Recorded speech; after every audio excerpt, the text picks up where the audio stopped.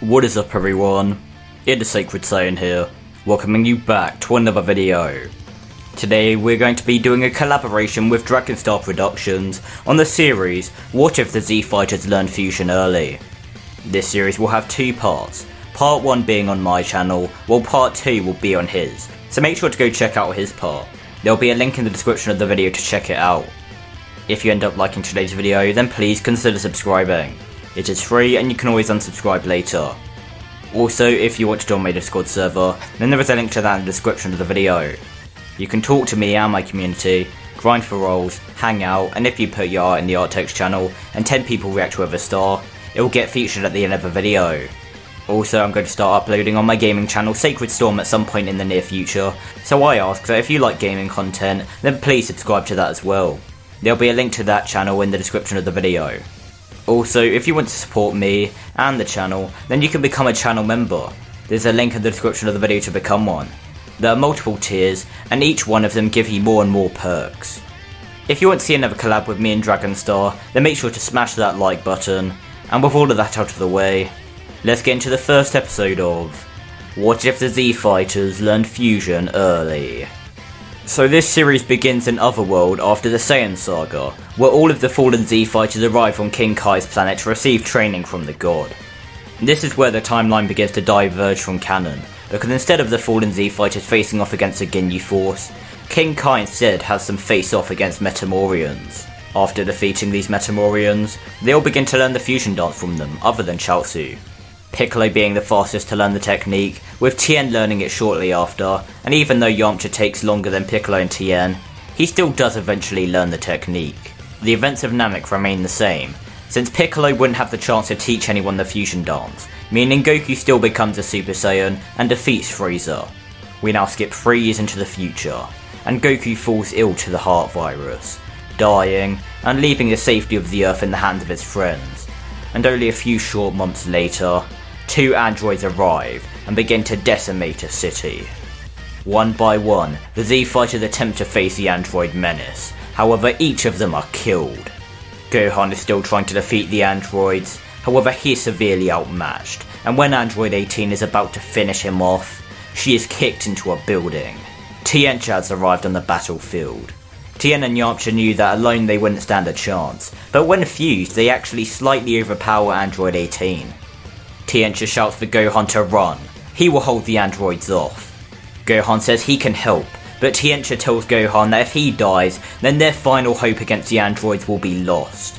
Gohan then reluctantly flies away, and then Tien looks back to android 18, android 17 now flying beside her, and as Gohan flies off, he can only hear the screams of Tien and then a huge explosion. We now skip into the future once again, where Gohan is trying to not only teach Trunks Super Saiyan, but he also finally taught Trunks how to do the fusion dance. Gohan learned the technique from Piccolo sometime before the androids emerged. Gohan puts his arm on Trunks' shoulder, and he tells Trunks that as soon as Trunks gets taller, they will be able to fuse, and finally defeat the androids and save the future. Trunks smiles, but then the 2 Half Saiyans hear an explosion in a nearby city, and Gohan knows it is too dangerous for Trunks, so he knocks him out, and he goes to face the androids for the final time. When Trunks finally wakes up, he finds the body of Gohan, and he is finally pushed to unlocking Super Saiyan, and he blames himself for Gohan's death.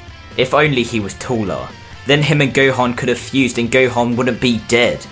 Trunks will avenge Gohan no matter what.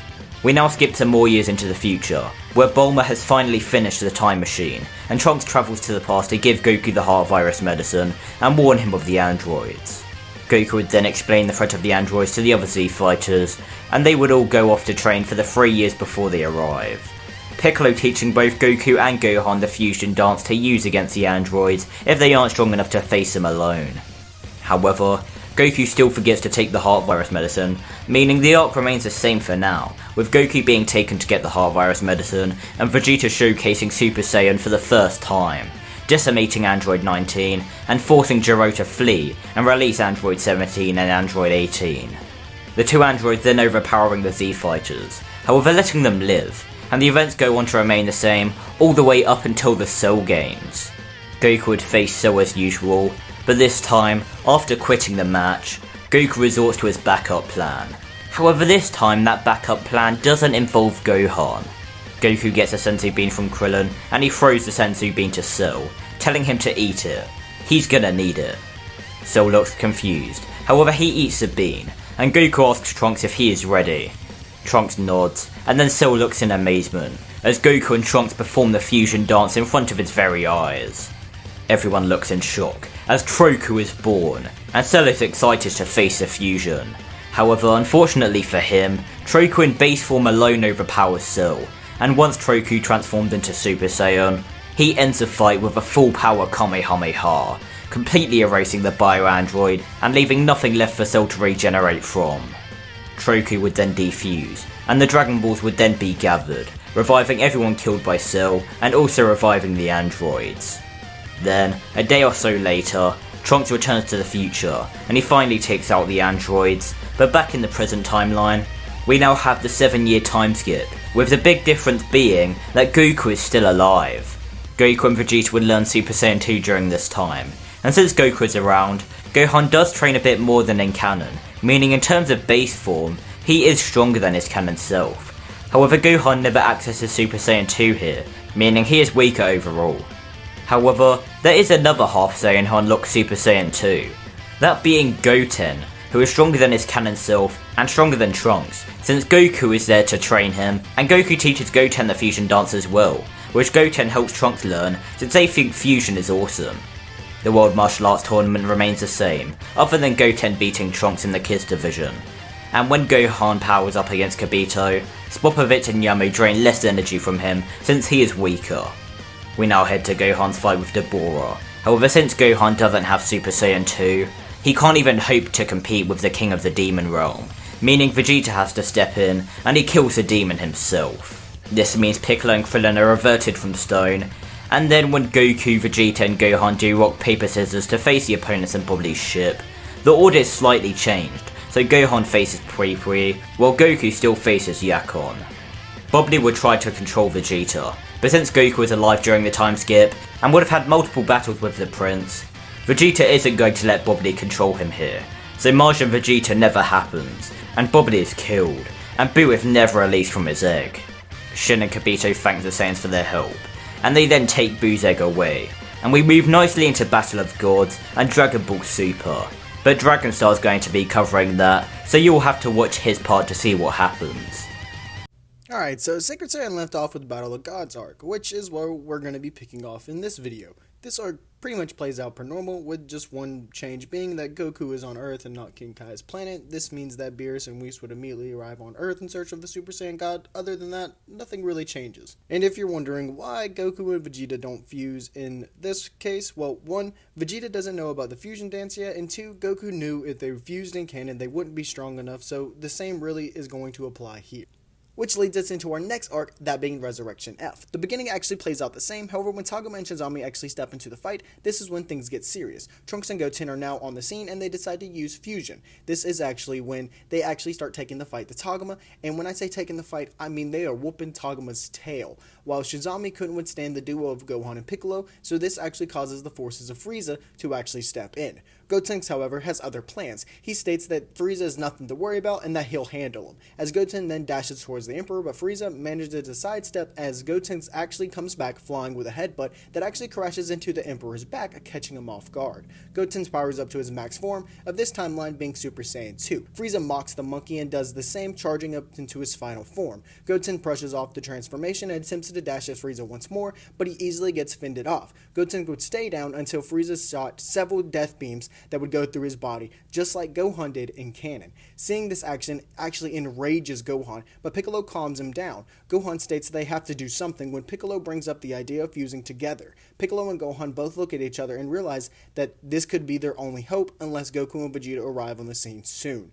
With that said, they both perform the fusion dance, becoming the new warrior of Goccolo. Goccolo immediately dashes in at Frieza, giving him no time to breathe as he actually crashes his hands right into Frieza's skull, sending him flying to the ground and then using his stretch arms to actually repeat the process over and over for quite a bit. Frieza was getting overwhelmed by the Saiyan Namekian fusion, as Goccolo had no intentions of laying off the attack. This was until rage actually boiled over in Frieza, and he burst of anger. His aura lit up into a golden aura, becoming golden Frieza. This was a major game changer. Frieza started gaining a clear advantage, and Goccolo knew that they didn't have fusion for long. Luckily for them, Frieza's power skyrocketed, and Goku used this to actually instant transmission him and Vegeta onto the battlefield. Goccolo splits just in time for Goku to step in, as Goku doesn't want to wait, powering up straight into Super Saiyan Blue as him and Frieza start to fight. For the most part, this fight takes place as it typically does in canon, except for the fact it's Frieza who gets exhausted and drained out faster in the fight. After fighting Gotenks and Goccolo, his body was already exhausted, giving Goku the upper hand.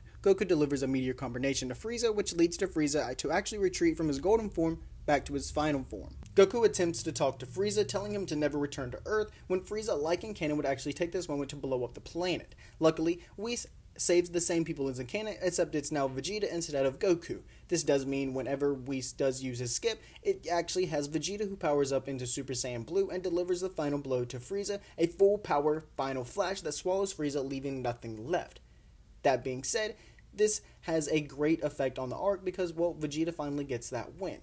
That being said, in the next arc, nothing's really going to change because in the Universe 6 Tournament of Destroyer arc, fusion isn't allowed. Only thing to add, during the 3 years of training, during the time chamber, Vegeta actually learns the fusion dance from Goku. With that being said, let's get into the Goku Black arc. Future Trunks would then come back to the main timeline once again to ask for help from Goku and his dad Vegeta. However, like in canon, Goku Black appears through a portal and him and Goku would fight. This leads to the whole shenanigans with Beerus, Whis, and Goku when they go off to meet Gowasu and Zamasu.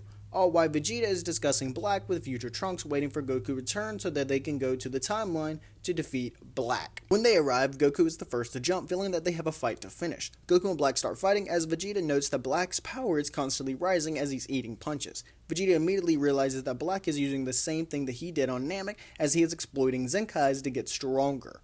And with that said, Trunks then explains that this is the only reason that he's alive for that reason alone. Vegeta gets angered at this, gripping his fist, saying that his son is nobody's play toy.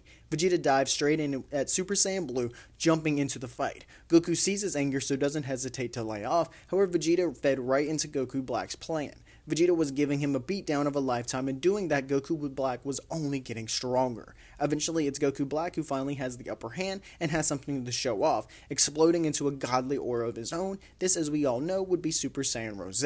This power then sways in the favor of Black, as Goku and Trunks realize that they have no choice but to fuse again. Obviously, Vegeta believes that he should be the one to fuse with Trunks, as he's now learned the fusion dance, and he feels it should be him and Trunks over Goku. Goku obviously does want to fight again, but Vegeta has made up his mind and says that he's the one fusing with Trunks. This then leads to the very first fusion between father and son in this timeline, Trugeta. Before Goku could even acknowledge the power of Trugeta, Trugeta had already charged at Black, caving his face in with one single punch. Black wasn't expecting this, as he had no idea of such immortal techniques. Trugeta wasn't laying off the attack either. Each punch was only getting heavier and heavier until finally it was time to end the fight, as leaving Black alive to grow stronger wasn't an option here. Instead, Trugeta's aura would glow blue as he charges a burning final flash as the blast shoots directly at Black, and with no escape, Black was engulfed by the blast as the attack leaves nothing but dust, ending Black once and for all. Thinking it was over, Vegeta and Goku are taken back to the past by Trunks. However, whenever Trunks arrives back in the timeline, he notices destruction is still taking place. He's shocked. He thought Black was defeated, and he was, when Zamasu would then come around the corner introducing himself. Trunks doesn't hesitate as he goes to attack Zamasu, but then notices that Zamasu comes back every time he blasts him. Zamasu reveals to Trunks that he is immortal, but Trunks has another idea. He'll use the time machine to learn that technique that Gohan told him about that sealed Mr. Piccolo's father a long time ago. And he actually goes back to the past with the time machine, and once he learns the techniques from Master Roshi and Piccolo, Trunks would actually say goodbye to all his friends and heads back to the timeline, not forgetting the seal, so Zamasu isn't going to escape here. With that said, the future timeline gets a happy ending, instead of Zeno actually erasing everything. So, with that said, that's two better arcs when it comes to fusion learning early. Alrighty, already know, let's get into the Tournament of Power now. The lineup is actually going to be the exact same because Buu not being released, Goku would recommend Frieza as the last minute's choice because I don't know why they don't recommend Yamcha, but they don't in canon, so we're not here. So for the most part, the fight's actually going to take place as normal until the very first fight that's going to change is going to be Goku's first encounter with Jiren. Goku still wants to test Jiren out by going from base to Super Saiyan 2 to God to eventually Blue. However, Goku stands no chance against Jiren here, being slightly weaker than he was in canon. Jiren nearly knocks Goku out of the ring, thinking that only hope of eliminating Jiren would actually be fusion at this point, and even then he's worried that that won't be enough. Goku discusses with Vegeta as Vegeta actually thinks the same thing, forcing the two to fuse, forming Gogeta for the very first time in this tournament. Gogeta's power alerted everyone on the battlefield, but Jiren still didn't look very impressed. That was until Gogeta actually powered up into his max at this time, being Super Saiyan Blue. With that said, Gogeta charges Jiren, actually pushing him back. Gogeta's speed proves to be a good advantage for him as Jiren is eating attacks from all angles. Quickly, Jiren realizes that he may have underestimated this fusion as the power ups to his max as well, making the fight much more even. However, Gogeta using Blue exerted a lot of energy that caused the fusion to nearly run out much earlier. Luckily for Goku and Vegeta, they were saved by Piccolo's stretch arms that came out of nowhere just grabbing them. And after seeing the fusion of Gogeta, well, Kefla becomes a thing much sooner, which means that Goku already has his handfuls again. Meanwhile, Vegeta would actually be scouting out his next opponent, as I'll quickly go over the fight with Kefla. Goku, although tired, still has a good fight with a much weaker Kefla, that being because Caulifla hasn't achieved Super Saiyan 2 and Kale hasn't gone berserk. This gives Goku plenty of time to heal up using Blue once again, and once he does apply a small dose of the Kaioken, he easily knocks off Kefla off the ring, no Ultra Instinct needed. Jumping into the next big change, however, it would be Piccolo and Gohan versus Universe 6 Namekians, Saunel and Palana. First thing to note, Gohan's max here would only be Super Saiyan 2, so Piccolo saves Gohan a lot more in this fight. When they both realize that being eliminated is highly on the table, they would then fuse, and this actually creates the formation of Goccolo. Goccolo is quick and has so many techniques that the Namekians stand no chance at survival.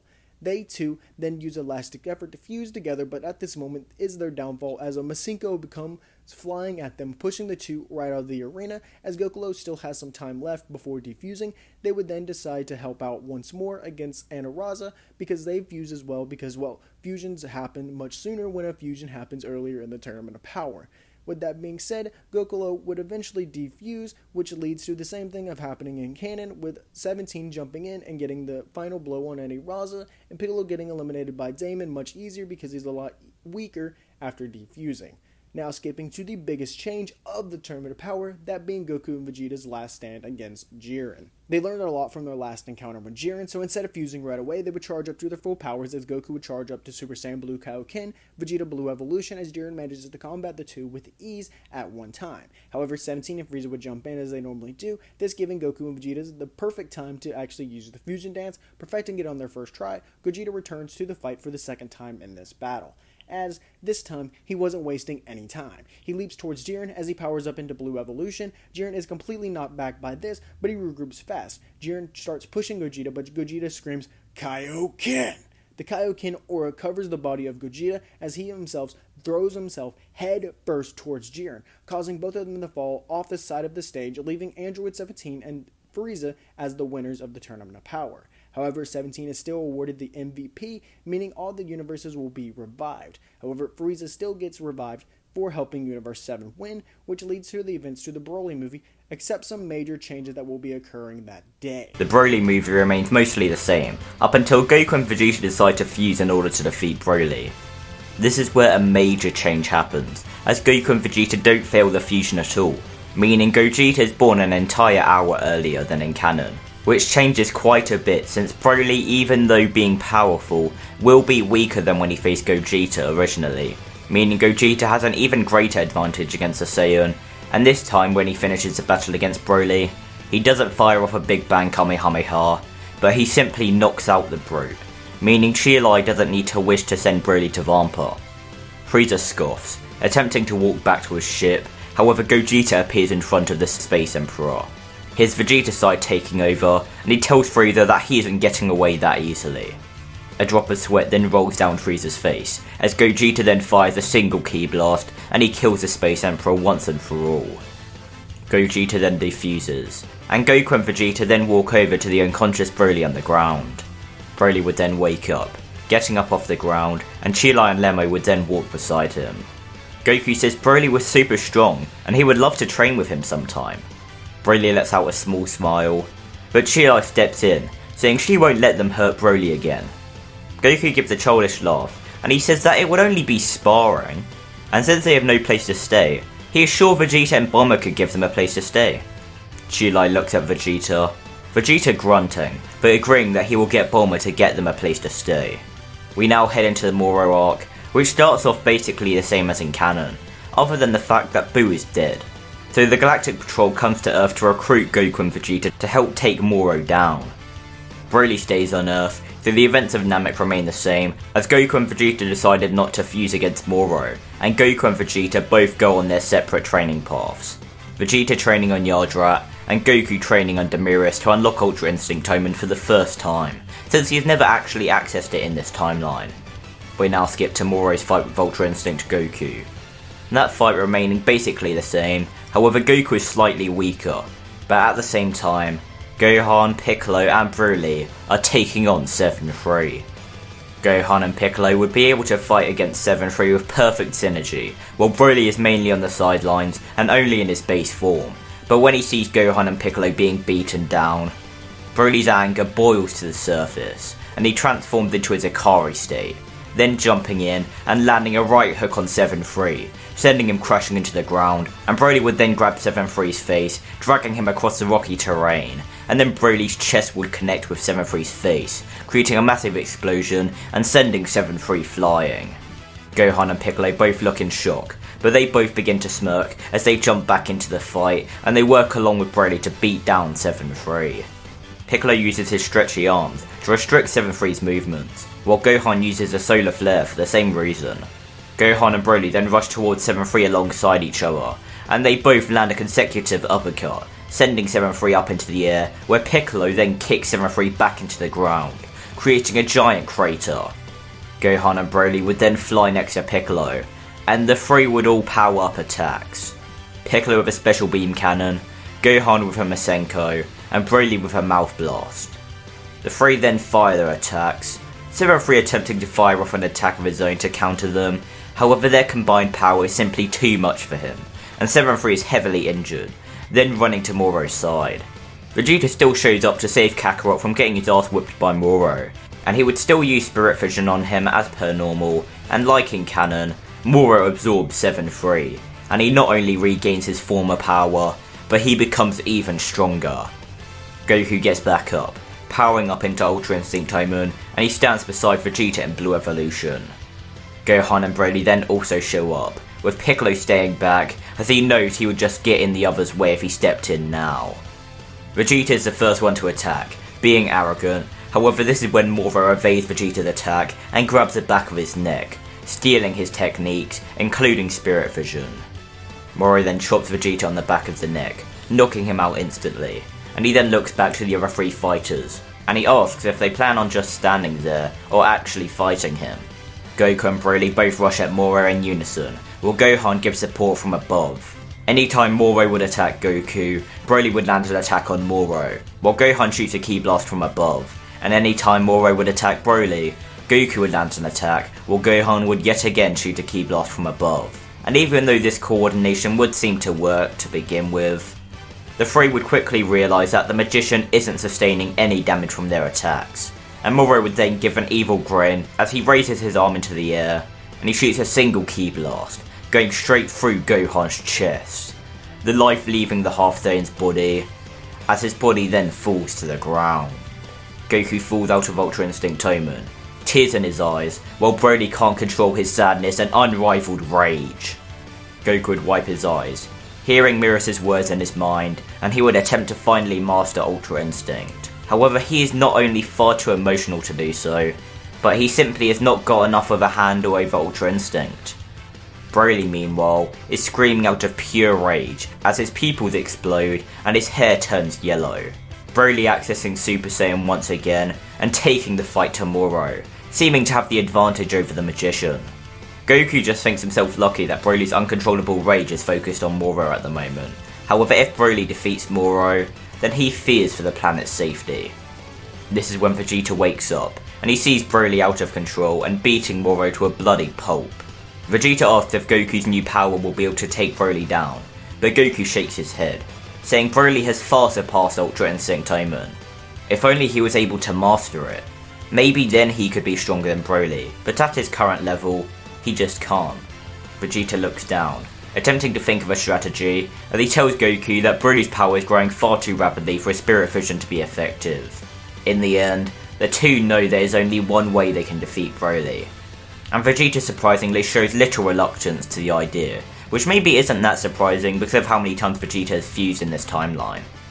Mora is finally killed by Broly, and as Broly looks around, his uncontrollable anger forcing his body to look for his next opponent, Gogeta is born once again, quickly powering up into Super Saiyan Blue as he would have a battle with Broly, very similar to their first encounter. However, like before in this timeline, Gogeta would end the battle by knocking Broly out. The Dragon Balls would then be gathered, everyone killed by Mora and his men being revived, and since the Granola arc hasn't finished yet, I won't be covering that, so we're going to be leaving things off here. Hopefully you guys enjoyed this collaboration series with me and Omac Productions, and if you did, then make sure to like, comment and please do subscribe. It is quick and easy to do. Also, I want to give a huge thank you to Dark Rock Tanksky, Yeti Myth and Hype for all being channel members. If you want to be shouted out at the end of a video and get other perks like Yeti Myth, Hype and Rock Tanksky here, then there is a link in the description down below to become a channel member. It greatly supports me and it helps me immensely. With all of that out of the way, comment down below a series you'd like to see me do next, and yeah, goodbye guys.